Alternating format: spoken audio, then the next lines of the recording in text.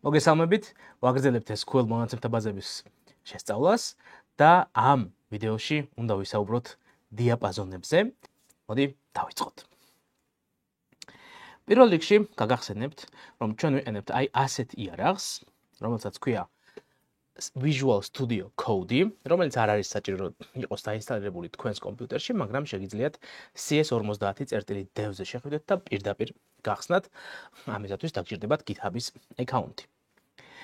აქ, როგორც წინა რამდენიმე გაკვეთილში, უკვე შეგვიძლია გავაკეთოთ ესეთი რამ, ავკრიფოთ SQLite-3 ბოდიში, long list db გავხსნათ აი ასე მონაცემთა ბაზა, როგორც ამას ვაკეთებდით ყველა წინა ვიდეოში. თუ წინა ვიდეოებიდან არ გაქვთ, მაშინ თქვენ თავისუფლად შეგიძლიათ გადახვიდეთ წინა ვიდეოებზე ამ კონკრეტული ვიდეოს აღწერაში. შვენიერ. და ახლა უკვე უნდა ვისაუბროთ დიაპაზონებზე. აქამდე ჩვენ ვისაუბრეთ იმაზე, თუ როგორ შეიძლება ისეთი ინფორმაციის ამოღება, მაგალითად, რომელიც რაღაც კონკრეტულ ფილტრს შეესაბამება, მაგალითად, ისეთი წიგნები, რომელსაც აქვს ვთქვათ, რბილი ყდა, ან მაგარი ყდა, paperback ან hardback, ხო? ასევე შეგვიძლია ვთქვათ, რომ რაღაცა შეგვიძლია ვთქვა, რომ ამოგვეღო რაღაც ისეთი ინფორმაცია, რომელიც შეესაბამებოდა კონკრეტულ წიგნის შემთხვევაში კონკრეტულ წელს, რომელ წელსაც მოხვდა ეს წიგნი ამ Booker Prize-ის ნომინაციაში, ხო? შვენიერი. ახლა რეალურად ჩვენ შეგვიძლია ესეთი რამე გავაკეთოთ. თუ გახსოვთ, ნახეთ, წინა გაკვეთილში გავაკეთეთ, რომ 2022 წელს და 2023 წელს არსებული წიგნები ამოვიღეთ მონაცემთა ბაზიდან, მაგრამ ჩვენ ახლა შეგვიძლია წლების დიაპაზონი მივუთითოთ, მაგალითად 2019 წლიდან 2022 წლამდე, რომელი წიგნებიც მოხვდა აი ამ ბაზაში, აი ისინი გვინდა რომ ამოვიღოთ და მოდით ახლა ეს დავისახოთ მაგალითად ამოცანად და დავიწყოთ აი ასეთი select-ის შექმნა. Select title author year, okay? მეტი არ დაგჭირდება, მეტი სხვაველები. From long list, okay? და შემდეგ უკვე სადაც, where. ეხლა უკვე დავაკვირდეთ, ნახეთ, წელიწადი, სადაც წელიწადი, ეს აქამდეც ესე იყო. ჯერ ვწერდით წელიწადს და მერე ვამბობდით, რომ წელიწადი უდრის რაღაცას 2022-ს, 2023-ს, მაგრამ ამ შემთხვევაში შეგვიძლია თურმე ჩავწეროთ ესეთი რამ. მეტია ან ტოლია 2019-ის, რადგან 2019-დან გვინდა რომ დაიწყოს. და ასევე შეგვიძლია ჩავწეროთ და ან და ოპერატორი და შეგვიძლია ვთქვათ, რომ ასევე კიდევ ერთხელ გავიმეოროთ წელიწადი. ამ შემთხვევაში უკვე ნაკლებია ან ტოლია 2022-ის. ეს მოგცემს ისეთ შედეგს, რომელიც ისეთ წიგნებს, რომლებიც მოხვდნენ ამ ბაზაში 2019-დან 2022 წლის ჩათვლით. შვენიერი, ნახოთ აბა და როგორც ხედავთ, აი აგერ 2019-დან იწყება 2020 წელი, 21 წელი, 22 წლის ჩანაწერები ყველა ამოგვიღო. ამ გზით ჩვენ შეგვიძლია რომ დიაპაზონი განსაზღვროთ, თუ საიდან სადამდე გვინდა რომ ამოვიღოთ კონკრეტული ველის ჭრილში ინფორმაცია, ამ შემთხვევაში წელიწადის ჭრილში. მაგრამ მოდით ვნახოთ, როგორ შეიძლებოდა ზუსტად იგივე ჩაგვეწერა ცოტათი უფრო განსხვავებულად. ნახეთ, გავასუფთავოთ Ctrl-L-ის გამოყენებით, შეგახსენებთ და შემდეგ Z-ის გამოყენებით შეგვიძლია რომ ისევ თავიდან ავკრიფოთ ის კომანდი, რომელიც აქამდე გქონდა აკრეფილი. ამ შემთხვევაში ისევ იგივე სვეტები მჭირდება. შემდეგ, რა თქმა უნდა, ისევ იგივე ცხრილიდან მინდა რომ ამოვიღო ინფორმაცია და შემდეგ რეალურად where-ის დაწერა მინდა, ზუსტად ისეთივე where მინდა ლოგიკურად, შინაარსობრივად მინდა ისევ რომ 2019-დან 2022 წლამდე ამოვიღოთ, მაგრამ სინტაქსი მინდა რომ განსხვავებული იყოს, ან ჩანაწერის ტიპი მინდა რომ განსხვავებული იყოს.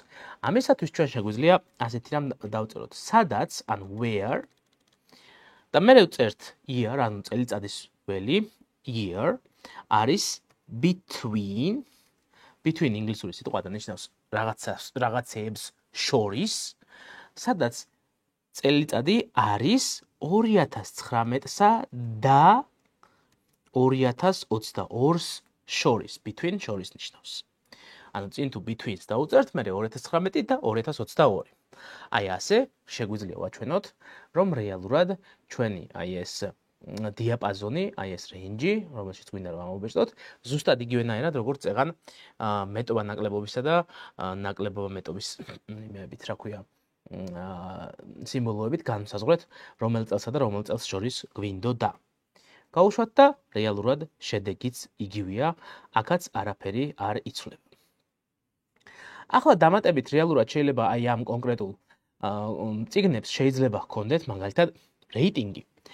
და წარმოიდგინეთ, რომ რეალურად მე მინდა ისეთი წიგნის ამოღება, რომლის რეიტინგიც არის მაგალითად მეტი 4-დან 0-ზე. მოდით ახლა ვნახოთ, როგორ შეიძლება ამის გაკეთება. Select title და ასევე მოდი ამოვიღოთ რეიტინგიც. ორივე საკმარისია, არ გვჭირდება მეტი. და ესეთი რაღაც გავაკეთოთ. Select title, კი ბატონო, from long list. ესეც გასაგებია. ამას ძალიან ხშირად გავიმეორებთ ხოლმე და გეზეპირებათ, ასე ვთქვათ, მაგრამ არ აუშავს. და მერე უკვე უთითებთ სადაც რეიტინგი, იმიტომ რომ რეიტინგის ველიც გვაქვს, რეიტინგი მეტია 4-და 0-ზე. ანუ ჩვეულებრივი მეტობა ნაკლებობად შეგვიძლია გამოვიყენოთ იმისთვის, რომ დიაპაზონები, ანუ რეინჯები მივუთითოთ, ხო? მეტია 4-დან 0-ზე რაც ნიშნავს, ანუ 4-დან 0-დან იწყება და ანუ დიაპაზონი არის ეგეთი, რეინჯი არის ეგეთი, 4-დან 0-დან იწყება და ზემოთ რაც იქნება, იქნება. შვენიერი. გავუშვათ და როგორც ხედავთ, აი ასეთი, აი ეს რაოდენობა, ასე ვთქვათ, წიგნებისა გამოვიდა, რომელსაც 4-დან 0-ზე მეტი აქვს რეიტინგი. მაგრამ რეიტინგის გარდა კიდევ არის ერთი ველი votes, ანუ ხმის მიცემებიც. ასეთი ველიც არის, რომელიც სხვანაირი ველია, ასე ვთქვათ რა და ჩვენ შეგვიძლია ისეთი ასე ვთქვათ, query დავწეროთ, ანუ ისეთი დავალება ამოცანა დავისახოთ მიზნად, რომ არა მხოლოდ რეიტინგი იყოს 4-დან 0-ზე მეტი, არამედ თან მინიმუმ 10,000 ხმა უნდა ჰქონდეს, ანუ ადამიანები, ვინც აძლევენ ხმას, მათი რაოდენობა 10,000-ზე მეტი უნდა იყოს. ოკეი, არ არის ერთსეგ პრობლემა.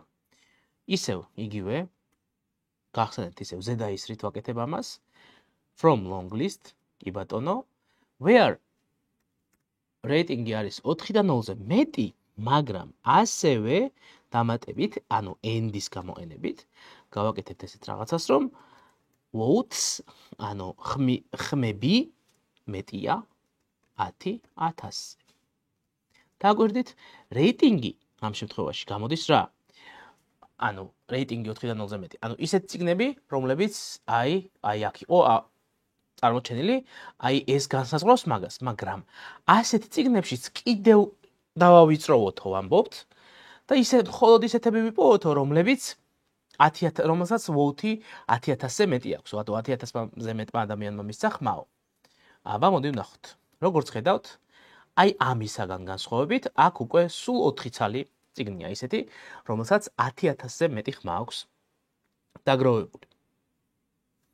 შვენიერი, წიგნებთან დაკავშირებით და რადგან წიგნები და რიცხვები ერთმანეთთან კავშირში შეიძლება იყოს მაგალითად წიგნის გვერდების რაოდენობის მიხედვით, ამიტომ შეგვიძლია გავაკეთოთ ეგეთი range-იც, ეგეთი დიაპაზონიც, სადაც ჩვენ ისეთ წიგნებს ამოვიღებთ, რომლებიც 300 გვერდზე ნაკლებია. მოდით ახლა ვნახოთ ეგეთი როგორ გამოვა. ისევ, მოდი რეიტინგი არ გვინდა ამ შემთხვევაში.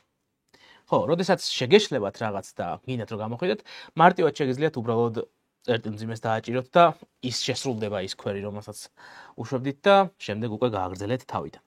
გავასუფთავოთ, აი ესე, select rating-ი არ გვინდა ამ შემთხვევაში, ჩვენ გვინდა pages, რეალურად რამდენი გვერდი არის, ეგ გვინდა რომ გავიგოთ, ამიტომ pages ველიდან ამოვიღოთ ინფორმაცია. long list-ის შესაბამისი ხრილიდან, სადაც რეიტინგი კი არა, ამ შემთხვევაში pages ნაკლებია 300-ზე. მარტივია, ხო? შვენიერი, გავუშვით, აგერ ყველა იმ წიგნის სია, რომლების გვერდების რაოდენობაც ნაკლებია 300-ზე. მივიღეთ ესეთი შესანიშნავი სია. შვენიერი.